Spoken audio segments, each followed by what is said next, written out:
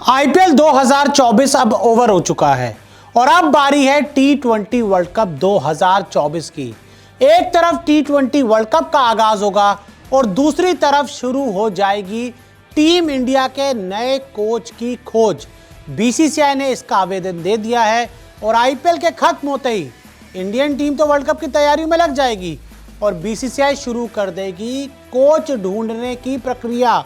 और अब मैं आपको बता दूं कि इंडिया कोच के लिए 6 नामों की जो लिस्ट है वो सामने आ रही है। पहले तो कहा जा रहा था कि सिर्फ गौतम गंभीर का ही नाम इस रेस में है, लेकिन अब जो खबरें सामने आई है उसमें गौतम गंभीर के सामने 5 नाम और ऐड होते हुए नजर आ सकते हैं।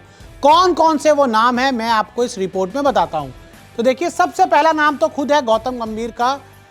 कोलकाता नाइट राइडर्स ने गौतम गंभीर के कोचिंग में और जिस तरह से गौतम गंभीर ने पूरा वापसी उनकी केकेआर में, तो केकेआर ने आईपीएल 2024 में बहुत अच्छा किया और पिछले कुछ दिनों से चर्चा है कि गौतम गंभीर इंडियन टीम के नए कोच बन सकते हैं। और गौतम का कोचिंग एक्सपीरियंस भी अच्छा रहा है, जब कभी वो मेंटर रहे, कोच रहे, उनका ओवरऑल एक्सपीरियंस बहुत अच्छा रहा है।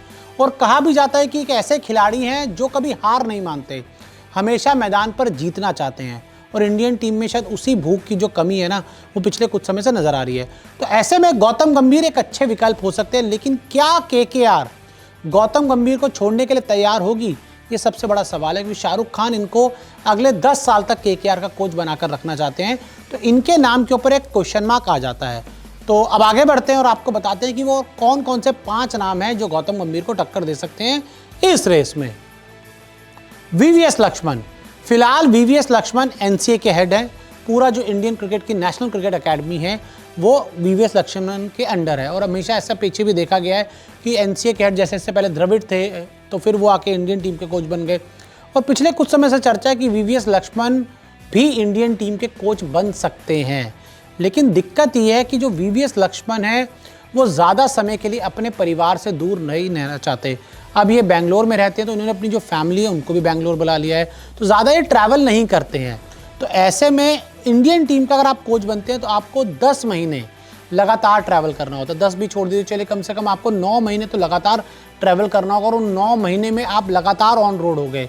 मुश्किल से 1 महीने का आपको आराम मिलेगा और वो भी 1 महीने का आराम एक साथ नहीं है।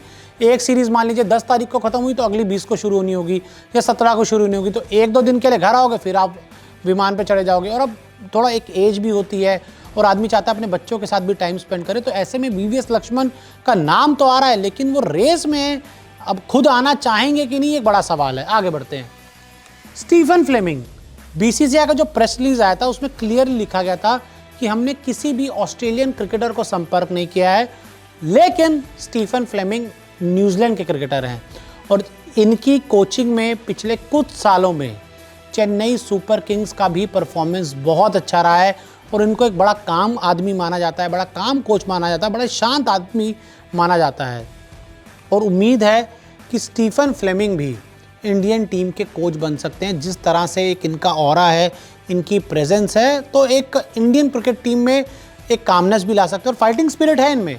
जब ये खुद क्रिकेट खेलते थे और जब से चेन्नई सुपर किंग्स के कोच बने हैं तब से एक फाइटिंग स्पिरिट हमें सीएसके में भी हमेशा देखने को मिलती है और कभी भी कोई ऐसी खबर नहीं है कि इनका कभी किसी खिलाड़ी से विवाद हुआ हो। तो ऐसे में मेरे हिसाब से ये भी एक बहुत अच्छा नाम है इंडियन टीम का कोच बनने में। और आगे बढ़ते हैं। महिला जयवर्धने, तो महिला जयवर्धने का मुंबई इंडियंस ने प्रमोशन किया और इनको ग्लोबल डायरेक्टर बना दिया, इनको ग्लोबल कोच बना दिया।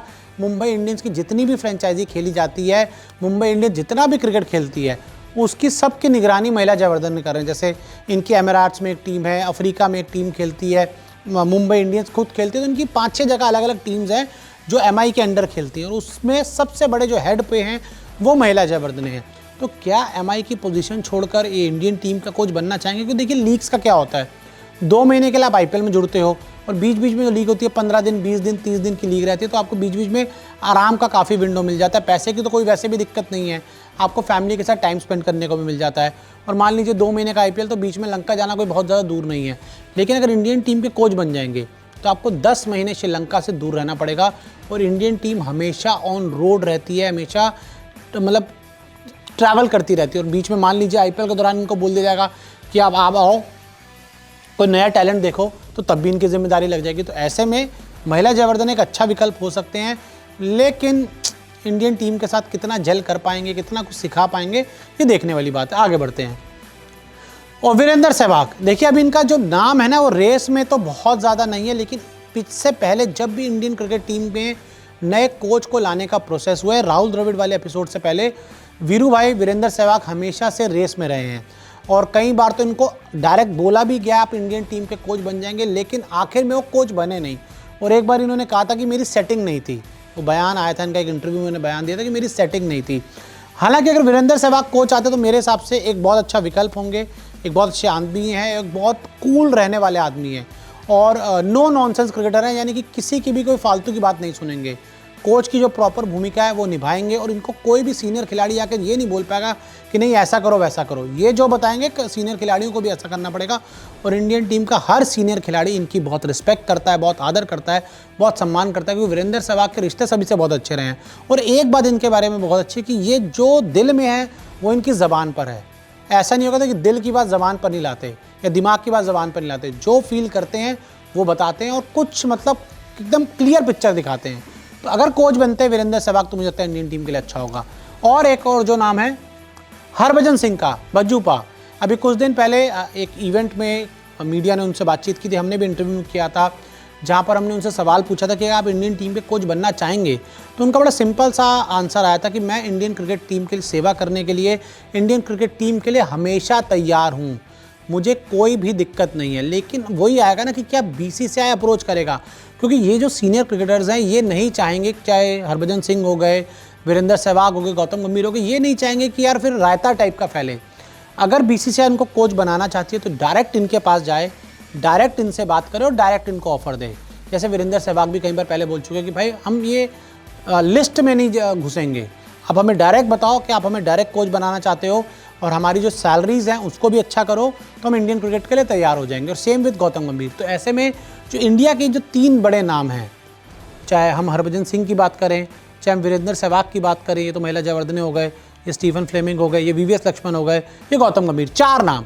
तो इंडिया के जो 4 बड़े नाम हैं ना, इनमें से एक आदमी इंडिया का कोच बनने के लिए तभी एक्सेप्ट करेगा कि जिस तरह से पिछली बार बीसीसीआई की तरफ से राहुल द्रविड़ को डायरेक्ट ऑफर दिया गया था।